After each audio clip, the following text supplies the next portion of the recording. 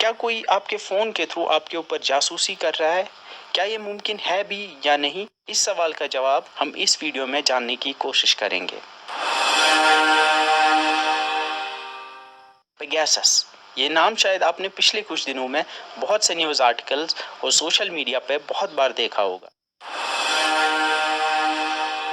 Pegasus एक spyware software है जिसको एक Israeli cyber arm company NSO group ने बनाया था ताकि वो चोरी छुपे लोगों के फोन्स के थ्रू उनके ऊपर स्पाइंग कर पाए।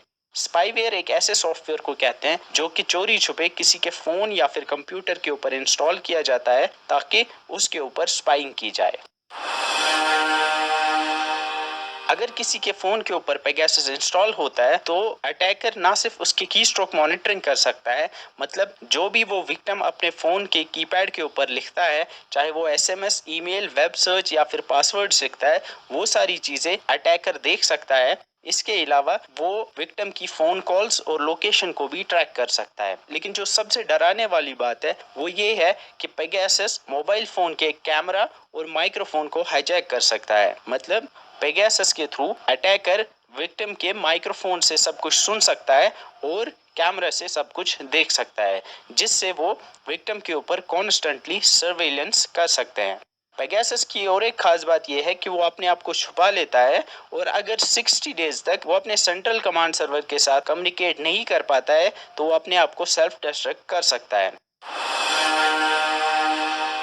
पेगासस अगस्त 2016 में सबसे पहले आइडेंटिफाई किया गया जब यूनाइटेड अरब एमिरेट बेस्ड एक human rights defender Ahmed Mansoor को एक मैसेज आता है जिसमें एक लिंक होता है और ये प्रॉमिस किया जाता है कि उन्हें यूनाइटेड अरब एमिरेट्स के जेलों में होने वाले टॉर्चर के रिलेटेड कुछ सीक्रेट्स बताए जाएंगे। लेकिन उन्होंने उस लिंक पे क्लिक करने के बजाय उस लिंक को सिटीजन लैब की एक कैनेडियन लेबोरेटरी को सेंड किया, जिन्होंने इन्वेस्टिगेशन के बाद ये पाया कि अगर उन्होंने उस लिंक पे क्लिक किया होता तो उनके फोन के ऊपर एक स्पाईवेयर इंस्टॉल हो गया होता जिसके थ्रू उनके ऊपर सर्वेलेंस की जाती। सिटीजन लैब ने ये भी पाया कि ये अटैक एनएसओ ग्रुप की तरफ से किया गया था। बाद में न्यूयॉर्क टाइम्स और टाइम्स ऑफ इसराइल दोनों ने ये रिपोर्ट किया कि यूनाइटेड अरब एमिरेट्स की गवर्नमेंट इस स्पाईवेयर को 2013 से ही यूज कर रही थी।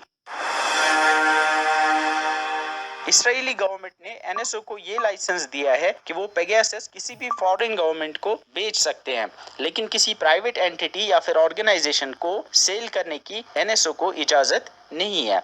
एनएसओ के अकॉर्डिंग पेगासस को बनाने का मकसद इसे क्रिमिनल्स और टेररिस्ट के अगेंस्ट यूज करने का है, जिसकी एग्जांपल हमें मैक्सिको में मिलती है, जहां पे पेगासस के एक अर्ली वर्जन को जैक्वन गुज़मैन, जिसे एल चैपो के नाम से भी जाना जाता है, जो मैक्सिको का एक बहुत बड़ा ड्रग लॉर्ड था, उसके फोन के ऊपर सर्वेलेंस के लिए यूज किया गया था। तो बाद में ये भी रिपोर्ट किया गया जब गुज़मैन को पकड़ा गया तो मैक्सिको के प्रेसिडेंट ने एनएसओ को फोन करके थैंक्स भी बोला था। लेकिन बहुत सारी रिपोर्ट्स के अकॉर्डिंग पेगासस को सिर्फ क्रिमिनल्स और टेररिस्ट के अगेंस्ट ही यूज नहीं किया गया था, बल्कि बहुत सारी ऑथोरिटेरियन गवर्नमेंट्स ने इसको गवर्नमेंट के क्रिटिक्स और ओपोनेंट्स के अगेंस्ट भी यूज किया था, जिसकी एग्जांपल हमें जमाल खशोगी के केस में भी मिलती है।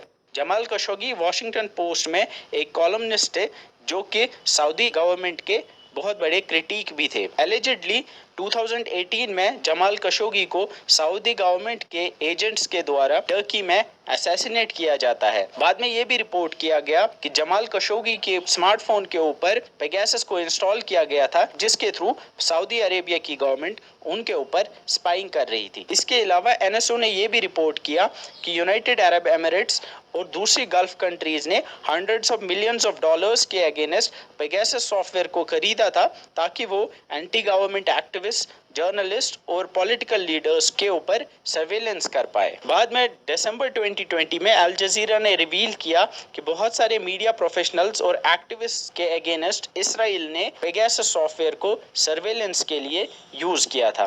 2019 में यह भी एलिज किया गया कि पाकिस्तानी प्राइम मिनिस्टर इमरान खान और कुछ न्यू दिल्ली बेस्ड पाकिस्तान के एम्बेसडर्स के अगेंस्ट भी पेगासस सॉफ्टवेयर को यूज किया गया था। 2019 में फेसबुक ने एनएसओ के अगेंस्ट लॉसूट फाइल किया, जिसमें उन्होंने ये क्लेम किया कि इंडिया में बहुत सारे एक्टिविस्ट, जर्नलिस्ट और ब्यूरोक्रेट्स की व्हाट्सएप कम्युनिकेशंस को पेगासस के थ्रू इंटरसेप्ट किया गया था, जिससे सारी एक्विजिशंस इंडिया गवर्नमेंट पे लगी थी, क्योंकि एनएसओ के अकॉर्डिंग पेगासस की सेल वो सिर्फ गवर्नमेंट एजेंसीज को ही करते हैं। अभी कुछ दिन पहले जुलाई 2021 में फॉरबिडन स्टोरीज नाम की एक Paris based non profit media organisation ने एमनेस्टी इंटरनेशनल के साथ मिलके ये रिवील किया कि अराउंड 50,000 फोन नंबर्स एनएसओ की टारगेट लिस्ट में हैं, जिसमें बहुत सारे phone numbers Indian ministers, opposition leaders, ex election commissioners और जर्नलिस्ट के भी थे।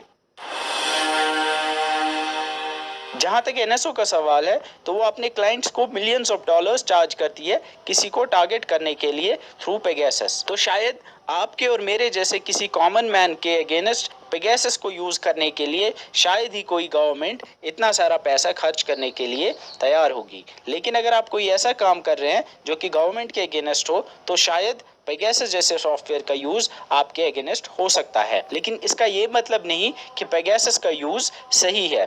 ये एक कंसर्न है और एक सीरियस थ्रेट है हमारे डिजिटल राइट्स और प्राइवेसी के अगेंस्ट। हम शायद ही कभी ऐसे सॉफ्टवेयर्स बना पाए जो कि 100% सिक्योर हो against all sorts of threats. इसलिए इंटरनेशनल ऑर्गेनाइजेशंस को जरूरत है कि वो एनएसओ जैसी साइबर फर्म्स के ऊपर रेगुलेशंस लगाएं, ताकि वो किसी भी सॉफ्टवेयर बग को एक्सप्लॉइट करके हमारी प्राइवेसी और हमारे डिजिटल राइट्स को वायलेट ना कर पाए। अगर आपको ये वीडियो पसंद आई और ऐसी और भी वीडियोस देखना चाहते हैं, तो हमारी चैनल को सब्सक्राइब कर लीजिए और बेल आइकन को भी दबाइए, ताकि जब भी हम कोई दूसरी वीडियो अपलोड करें तो आपको एक नोटिफिकेशन मिले। तो मिलते हैं अगली वीडियो में, तब तक के लिए बाय बाय।